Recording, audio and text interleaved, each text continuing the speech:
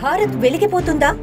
నిజంగా అంటే నిస్సందేహంగా లేదు. ఎందుకు అంటే భారతదేశ జనాభా 140 కోట్లు ఉంటే దేశం అప్పు మాత్రం 200 లక్షల కోట్ల వరకు ఉండొచ్చన్నది ఒక అంచనా.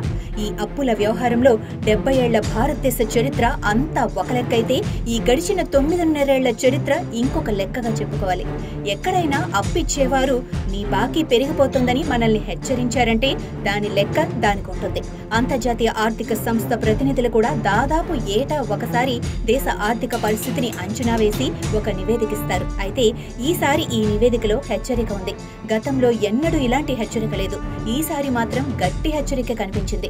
ఇవే ప్రతికూల ఆర్థిక పరిణామాలు కొనసాగితే 2027-28 నాటికి భారత రుణం జీడీపీలో 100% లేదా అంతకు మించి ఉండొచ్చని అంతర్జాతీయ ద్రవ్యనిధి సంస్థ తాజాగా ప్రకటించింది.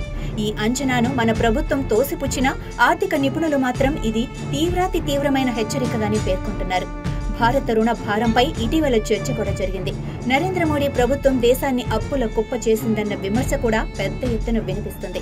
ప్రధాని మోడీ తొలిసారి అధికార పగ్గాలు చేపట్టే నాటికి అంటే 2014 మార్చి నాటికి దేశ అప్పు 53,11,081 కోట్లయితే ఇప్పుడది 155.6 లక్షల కోట్లు. అంటే ఈ 9 ఏళ్లలో దేశం రుణం మూడింతలు పెరిగింది.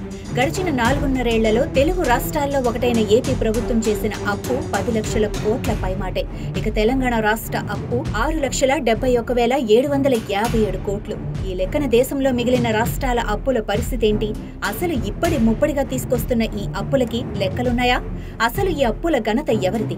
ఏం చూసి ఇంత అప్పు చేస్తున్నారు? ఎక్కడ నుండి పుడుతుంది ఇంత అప్పు? ఎందుకోసం చేస్తున్నారు? ఎవరు తీర్చాలి? సామాన్య ప్రజలా? పాలకులా? దేశం మీద అంతో ఇంతో ప్రేమ ఉన్న ప్రతి ఒక్కరిని ఈ ప్రశ్నలు వేధిస్తున్నాయి. ఇన్ని లక్షల కోట్లు అప్పులు చేశారు కదా, పోనీ ఏం ఒరగబెట్టారు అంటే ఏం లేదనే సమాధానం వస్తోంది. తెచ్చిన అప్పులు కనిపిస్తున్నాయి తప్ప ప్రజలకు ఒరిగిందేమీ కనిపించడం లేదు. దేశం ఎంతగా అప్పుల ఊబిలో కూరుకుపోయినా ప్రజల సౌకర్యాలు పెరగలేదు, ఆదాయం పెరగలేదు, సంపద పెరగలేదు, ఉపాధి పెరగలేదు, కనీసం ఉపాధి అవకాశాలను మెరుగుపరచలేదు, చెప్పుకోదగ్గ పరిశ్రమలు రాబట్టింది లేదు, విద్య వైద్య రంగంలో గుణాత్మక మార్పులు రాలేదు. పేరుకు దేశమంతా ఉచిత వైద్యమున్నా అది ప్రజలకు ఉపయోగపడేలా చర్యలు లేవు. నిత్యావసరాల ధరలు సామాన్య ప్రజలకు అందుబాటులో లేవు. పెట్రోల్, డీజిల్ తదితర ఇంధన ధరలు అంతనంత ఎత్తులోకి వెళ్లిపోయాయి. కొత్తగా ప్రభుత్వ సంస్థలు నెలకొల్పిన దాఖలాలు లేవు. పైగా ఉన్న ప్రభుత్వ రంగ సంస్థలను ప్రైవేటు పరం చేసేస్తున్నారు.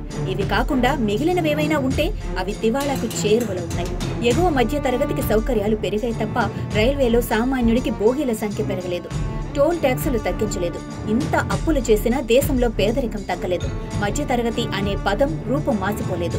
ధనిక వర్గాల దగా దోపిడీ ఆగలేదు.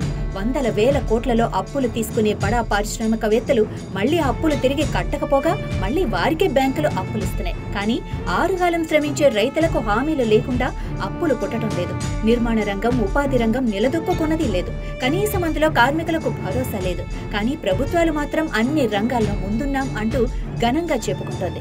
నిజంగా అన్ని రంగాల్లో ముందుంటే దేశం ఇంతగా అప్పుల్లో ఎందుకు కూరుకుపోయింది? ఆయా రంగాల నుండి ఉత్పత్తి అవుతున్న సంపద ఏమవుతుంది?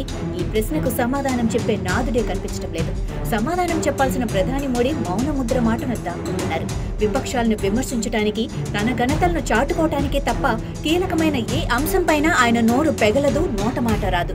ఇక దేశం ఇంతగా లక్షల కోట్లు అప్పుల ఊబిలో కూరుకుపోయిందంటే దేశం వృద్ధి రివర్స్ గేర్ లో ఉందని నిస్సందేహంగా చెప్పుకోవచ్చు. అయితే పాలకులు చేసే సంపద ఎక్కడిది? విదేశాల్లో ఉన్న భారతీయులు కష్టపడి చెమటోడ్చి ఏటా ఒక 10 లక్షల కోట్లు తమ తల్లిదండ్రులకు పంపిస్తూ ఉంటే వాళ్లు ఇక్కడ భూములు స్థిరాస్తులు కొంటున్నారు. దానివల్ల చుట్టుపక్కల ఉన్న భూములు ఆస్తుల విలువ పెరిగి కాస్త స్థిరంగా ఉంటుంది. విదేశాల్లో ఉన్న వాళ్లు ఇక్కడికి సొమ్ము పంపుతుంటే దేశంలో ఆ ఎకానమీ చూపించి నేతలు, పాలకులు ఇదంతా తమ గొప్పే, తాము సాధించిన అభివృద్ధి అంటూ జబ్బలు చర్చుకుంటున్నారు. ఎకానమీలో జనరేట్ అయిన సొమ్మును జనాలకు ఉచిత పథకాల పేరుతో పంచుతూ పన్నుల రూపంలో తిరిగి ప్రజల నుండే గుంజుతున్నారు. నిజంగా దేశం అభివృద్ధి చెందుతూ సంపదతో విరాజిల్లుతూ ఉంటే ఉపాధి అవకాశాలు, ప్రజల జీవన ప్రమాణాలు లాంటివి పెరగాలి. కానీ అవి మాత్రం ఎక్కడ వేసిన గొంగళి అక్కడే అన్నట్లున్నాయి. పాలకులు కూడా ఏం చేయాలో అది చేయటం మానేసి ఎన్నికల్లో ఎలా గెలవాలి అన్నది మాత్రమే ఆలోచిస్తున్నారు. ఈ విషయంలో కేంద్రం, రాష్ట్రం అన్న తేడా ఇసుమంతైనా లేదు. అందరిది ఇదే దారి. ముఖ్యంగా మోడీ పాలనా పగ్గాలు చేపట్టిన తర్వాతే దేశంలో ఆర్థిక అరాచకత్వం పేట్రేగిపోయింది. పరిస్థితి ఇలాగే కొనసాగితే భారత్ ని అప్పు అనే అనకొండ మింగేయటం గ్యారంటీ.